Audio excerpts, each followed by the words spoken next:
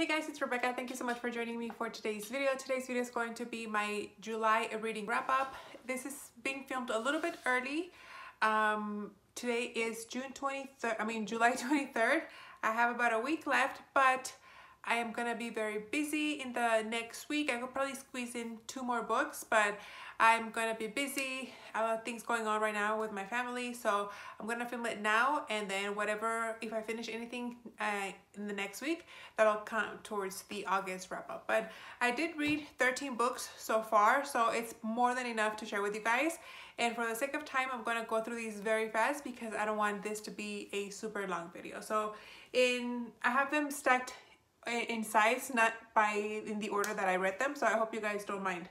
The first 2 books that I read were books 9 and 10, I believe, of the A Library Lover's Mystery series from Jen McKinley. It's these 2 books. It's Word to the Wise and One for the Books. These are cozy mystery books. I loved reading these books. I don't even remember how I came across them, but I read one and I just enjoyed them so much that I just picked up the whole series. I think books 11 and 12 are already out, maybe even 13. I don't remember like off the top of my head, but anyway, in this series we follow our librarian. It's a small town up in like New England area, and we have a librarian named Lindsay, and she moved there from the big city. And in this book we follow a stalker that is stalking her, and the stalker ends up being dead. Now Lindsay is engaged to what I want to say Rusty, but that's not his name. Sully. Sully is his name. And so Sully is being framed for his murder because, you know, him being the fiance, he's kind of like the #1 suspect for wanting to kill his fiance's stalker. So we go follow that journey in them trying to discover who actually is the killer. So it's a cozy, fun mystery. I love these books and I highly recommend them if you like fuzzy and warm mystery books. And then the number 11, we follow here, One for the Books. In this book we follow Lindsay and Sully actually getting married. Throughout the whole, you don't need to read these books in order, but I think it adds to the experience. By this point, Lindsay and Sully are getting married, and the man who's supposed to officiate the wedding ends up dead. So in this book, we try to follow who murdered their officiant. Is that a word? When you think about it, this is supposed to be set in a small town, kind of like a summer town where people just go there for the summer, and then once everybody leaves, like only a few locals are remaining. But then you think about it, this is book 11, like there's been 11 murders in this little town. So it's kind of like, maybe it's not a very safe place, but anyway, these are a ton of fun to read. I can't wait to get my hands on books 12 and 13. I like them in mass market paperbacks. They're just so comfortable and kind of adds to that coziness when you're reading them, and they read super fast because they're short. And I think book 13 is out on hardcover, so I'm just gonna wait till it's on mass market paperback. That way I can pick both of them up. But I love these series. Highly, highly, highly recommend. They're super fun. Then I read the last 2 books in the Bridgerton series. I read On the Way to the Wedding, which is actually book 8, and it's Gregory's story. And the last book is the Bridgertons Happily Ever After. These are the second novellas.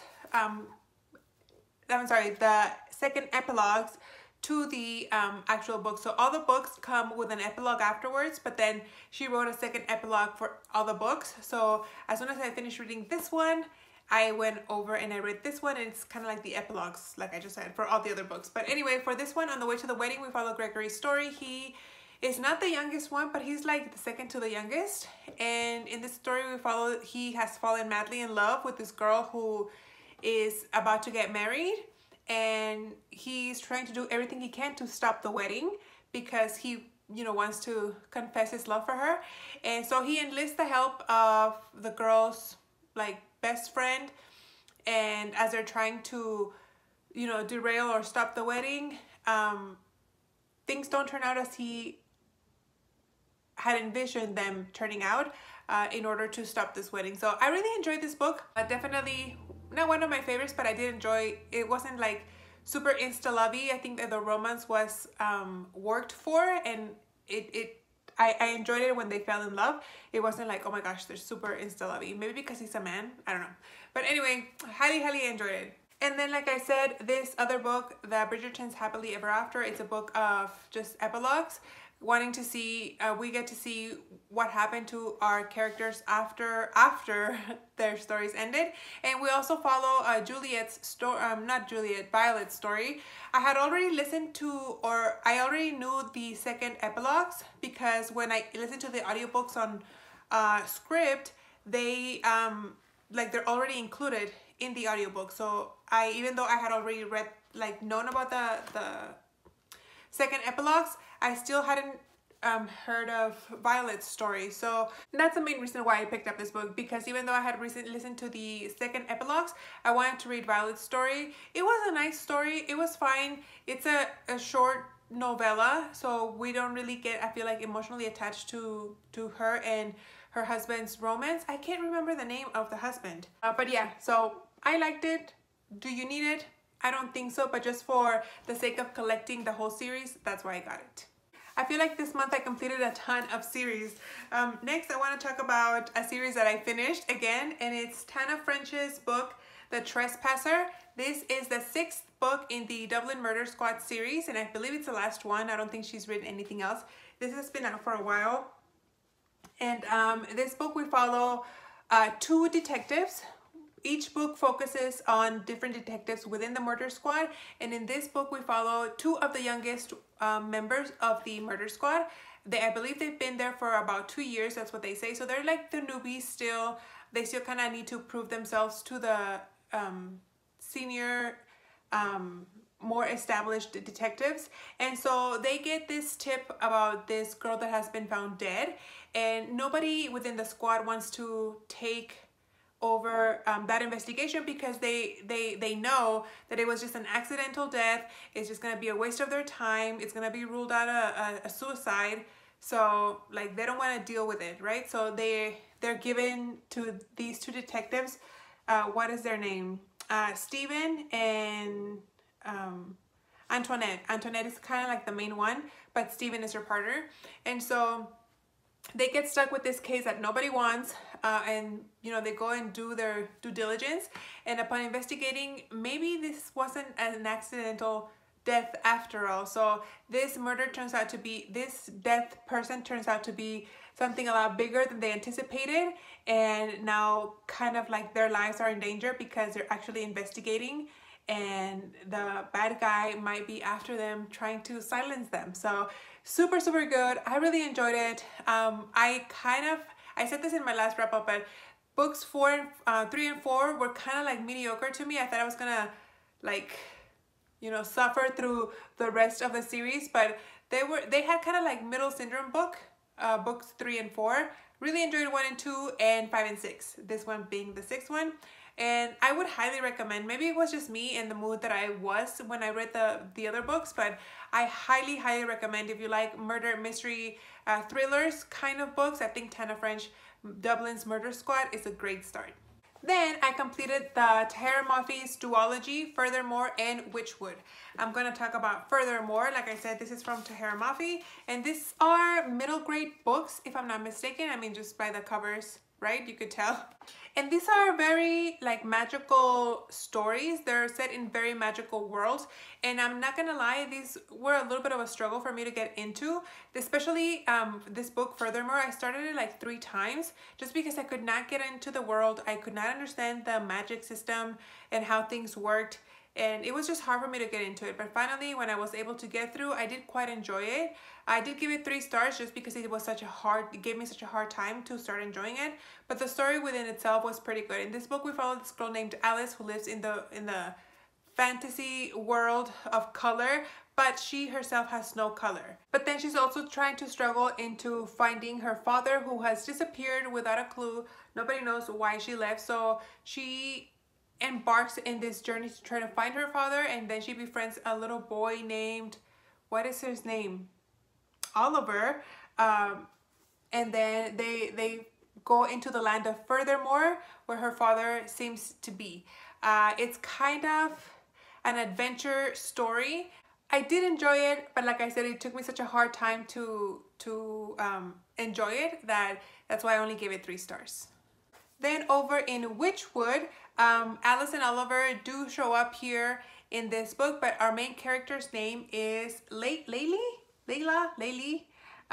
who is from Whichwood, and she has this weird job in which she cleans dead bodies, and in order for them to be able to go into the next life, the cleaning is supposed to make them ready to live the afterlife. You know, people pay for their loved ones to be cleaned so they can enjoy the afterlife. And she's kind of a sad person. She doesn't really have any friends, and the sadness kind of starts making her lose her color. As you guys can see, her hair is turning gray, and then just because her sadness is making her lose the color that she has. And then along the way, she befriends Alice and Oliver and another little kid, and so she discovers the power of friendship and love and friendship, and that helps her bring the color back. This is kind of a darker book, way more dark than Furthermore. There's people walking around with critters on them. Oh, it was just disgusting. I did not like it. This was a nice message, but I just still maybe didn't enjoy it just because the world was so it was hard for me to understand. Maybe I'm just dumb, I don't know. But it was hard for me to get into the world. Next book that I read was Grown by Tiffany D. Jackson. I really enjoyed her book Allegedly, I can't remember the name exactly, but I really loved it, and I was kind of let down with this one. I was just annoyed with the main character. In this book, we follow our main character, Enchanted, who is trying to follow her dreams of becoming famous, an artist. And so she goes to this open audition, and one of the judges is this really popular guy. Is there a name here? It's kind of like an American Idol-ish type talent show, but she meets Corey Fields, who is a famous R&B artist, and he kind of likes her. They kind of hit it off, and so he convinces her and her family to take her away. She's still in high school, and she convinces them to take her away to help her, become famous. She doesn't go make it past the auditions, but he believes so much that she can be a really good artist that, that's why he also likes her. So that's why he convinces the family to, let her go. So, unfortunately, Corey is not as a nice guy as he seems to be. So, trigger warnings for physical abuse, emotional abuse, Stockholm syndrome, maybe, to a certain extent. Not fully, but to a certain extent. And so we follow, once he goes away, he kind of cuts off all communication with her parents, kind of kidnaps her in a way. Again, psychological abuse. And so we follow Enchanted trying to break free from the situation that she is in here with Corey, and the aftermath of having spent all this time with him. It's a really good book, but I was just annoyed at Enchanted for, I guess because she's a teenager and she thinks she's in love, she makes excuses for this guy, or maybe that's what victims do. But I was just really annoyed about her wanting to defend him, even though he was doing all these things to her. So yeah, maybe I'm just not empathetic enough. I don't know, but that's this book, Grown. It's a good book, but it just deals with heavy stuff, so just be aware of that. Then I read Josh and Hazel's Guide to Not Dating by Christina Lauren. It's been a while since I read a Christina Lauren book, so it was nice to read another book from them. But in this book, we follow Josh and Hazel, who originally first meet in college at a party. Hazel is kind of quirky. She says what she thinks. She has no filter. She's just kind of like a weird girl. And she doesn't leave a very good impression with Josh. When they meet in college, but then later on in life, 7 years later, they meet again. He happens to be her best friend's brother. She becomes best friends with a coworker. She's a teacher now, and Josh ends up being her colleague, co-worker's brother. So they meet up again. They strike up a weird friendship. They become really, really good friends. They're both kind of unlucky at love, and they start to try to set up each other with dates to see if they can help each other find true love. As they try to do this, they realize that, you know, they actually have feelings for each other, and they try to work through that. That's all I'm gonna say. So it was a really good book. The romance felt very organic because they became friends first. So I really enjoyed it. It's a good, feel-good chick lit book. I would recommend. Then I also read 19 Minutes by Jodi Picoult. This is a very hard book to read, given that I read this right after the school shooting here in Texas. This book is about a school shooting. We follow two dual timelines. We follow the timeline from before the shooting and then after the shooting. And then we kind of meet at the end, we meet kind of in the middle when we find out exactly what happened within the four walls of the shooting. So it's very triggering, very hard. It's hard to say, like, it's kind of weird to say that this is my favorite book that I read this month just because of the subject matter and what happened. So I know it can be very triggering. It's not for everybody. Jodi Picoult always writes books about very controversial topics, but she does it very tastefully, and she does it very respectfully. And if it's something that you think you would want to read, it's not very graphic in the slightest, but just the topic itself is very controversial. So I would highly recommend for you guys to read this if this sounds interesting. And yeah, it was a great book. It's the only book that I think I gave, oh no, it's the second book that I gave 5 out of 5 stars. And I don't give my 5 stars to like books that I really enjoyed. Like, these are books that I would want other people to read, and books that I will reread in the future for sure. The next book that I have here is Every Locked Door by Riley Sager. In this book, we follow a girl named Jules who finds a job kind of apartment sitting in this very, very fancy hotel, New York building.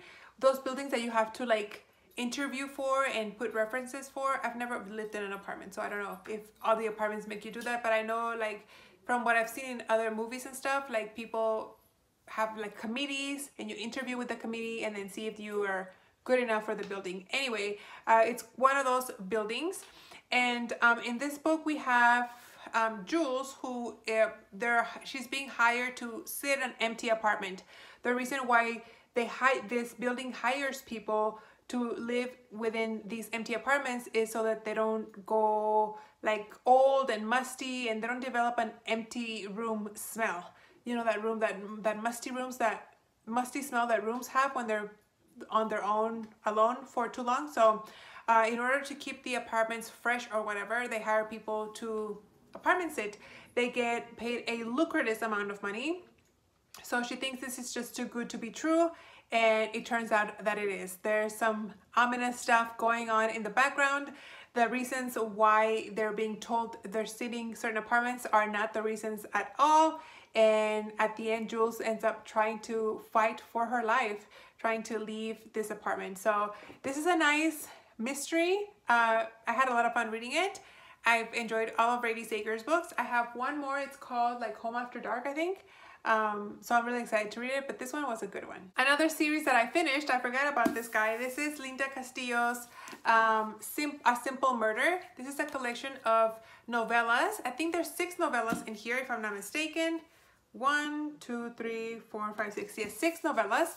And in order to read this book, you should have already read the other books. I think this is another book that's like 12 books long, but the books are very short. Her books are maybe like half the size of this one book. I love Linda Castillo. Well, I should tell you, this is a Kate Burkholder novella collection. The Kate Burkholder series are set in the Amish country, and we follow murders that happen within the Amish community. Our lead detective, Kate Burkholder, she used to be Amish and left the community, and so she's kind of like an expert because she speaks the language, she knows the traditions because she used to live there, so it makes her a really qualified person to investigate all the murders that happened within the series. But like I said, this is a collection of 6 short stories that happen within the books. I don't remember exactly which, like in between which stories. I think it's between like 4 and 5, 5 and 6, something like that. There's already 12 or 11 books out. I haven't read the latest one. I discovered her during the pandemic in 2020, and I discovered her first 3 books, and I fell so in love with them that I marathoned all of them throughout 2020. So this is a series that I thoroughly enjoyed, and I was happy that I found this one. I didn't realize this book was out until I saw it on Book Outlet, so picked it up. Really enjoyed it. Highly recommend. And then last but not least, my goodness, finally, I finished this book called 3 Wise Men by Bo Wise. And this is nonfiction. This is the story of a Navy SEAL, a Green Beret, and how their Marine brother became a war's sole survivor. So we have 3 brothers. After 9/11, they all wanted to go and serve their country because, you know, they felt their duty. And unfortunately, 2 of the brothers die and only 1 survives. So we follow the survivor's brother's story, which is Bo Wise. He tells us about growing up with his brothers, looking up to his brothers, how they become professionals within the, you know, armed forces, and how he looks up to them.